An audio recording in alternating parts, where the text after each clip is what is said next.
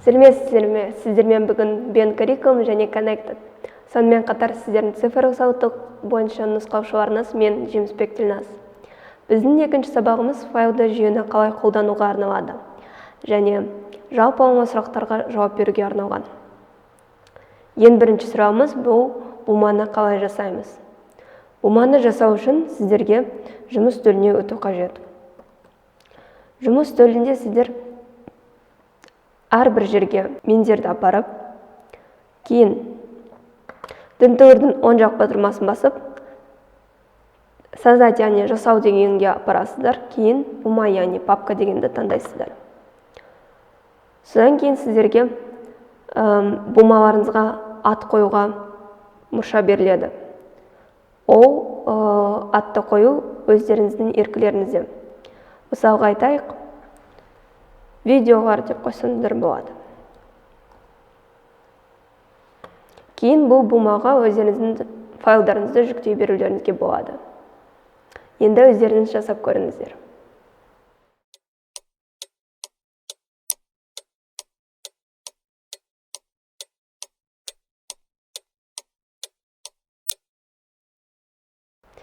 Ал енді келесі қарастыратын сұрағымыз бұл жүктелген файлдар қайда сақталады. Айтайық, егер сіздер ғаламтордан немесе флешкадан файлдарды өздеріңіздің ноутбуктеріңізге жүктеп алсаңыздар, немесе компьютерлеріңізге жүктеп алсаңыздар, олар қайда сақталады деген сұрақ туындайды.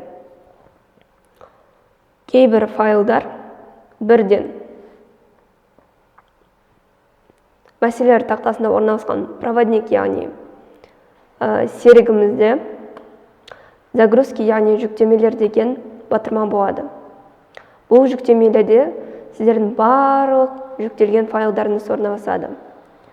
Егер сіздер ғаламтордан файлды жүктесеңіздер, ол бірден осы жүктемелер панелінде орналасады. Келесі қарастыратын сұрағымыз бұл, егер сіз файлды жоғалтып алсаңыз, оны қалай табуға болады деген сұрақ. Бұл жағдайда сіздерге мәселелер тақтасында орналасқан лупа белгішесі бар, іздестіруші функционалымыз көмектеседі. Сіздерге тек файлдың атауын ғана жазу керек. Мысалға айтайық, жаңағы видеолар деген буманы табайық.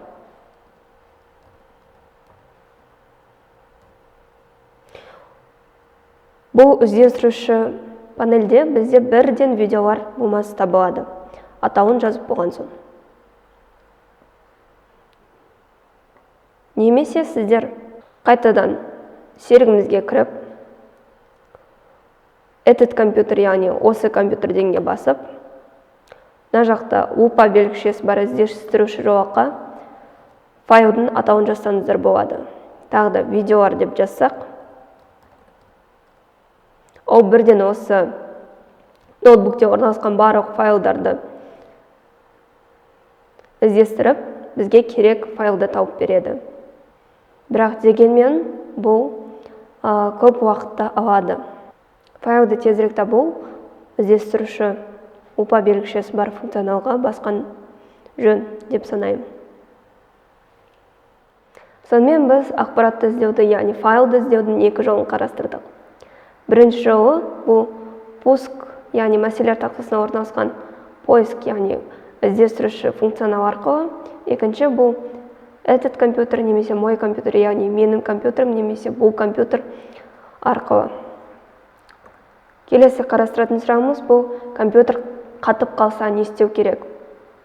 Ол үшін сіздерге компьютерді қайтадан өшіріп, кейін қосу қажет.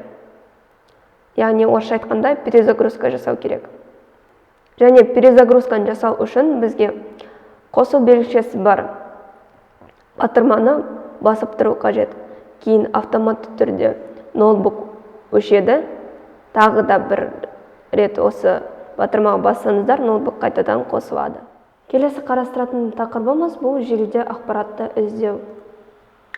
Ең алдымен біз іздестіру сервисі дегеніміз не деген сұраққа жауап берейік.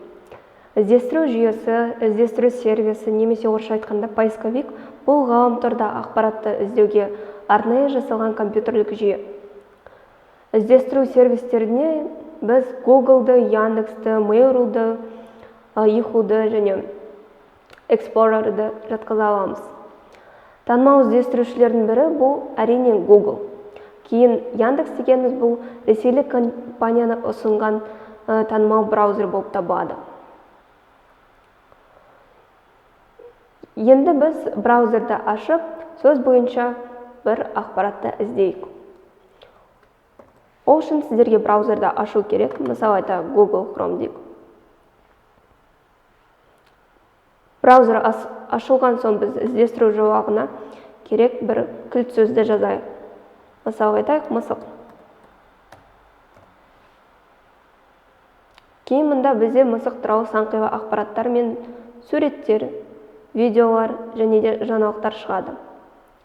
Әрбір браузерда әртүрлі нәтижелер шығады. Мысалы, мысық деген Google Chrome'да осындай нәтиже шықса, Яндекста бізде мүлдем басқа нәтижелер шығады. Көріп тұрғандарыңыздай. Ал енді өздеріңіз жасап көріңіздер. Бір кілт сөзді қолдана отырып, браузерда ақпаратты табыңыздар.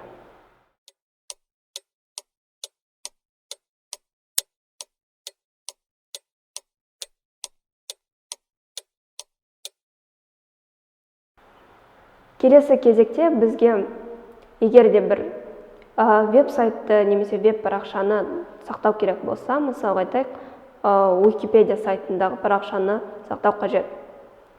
Оны келесі жолы бірден аша салуға. Ол үшін сіздерге мына сілтеме тұрған жолақшада жұлдызшаға басу қажет. Кейін бұл жұлдызша бет белгілердің панелі болып табылады. Кейін біз готово, яғни дайын батырмасына басамыз. Содан кейін бұл бізде бет белгілер санатына сақталады. Бет белгілер санатынан біз бұл бетті бапталарға кіріп, кейін мұнда закладки, яғни бет белгілер санатын ашамыз.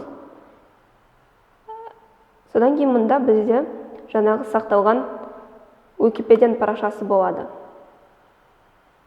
Осылай сіздер өздеріңізге керек парақшаларды сақтап қоюыңызға болады. Сонымен бүгінгі сабағымыз тамам. Сіздерге ақпараттар түсінікті болды деп ойлаймын.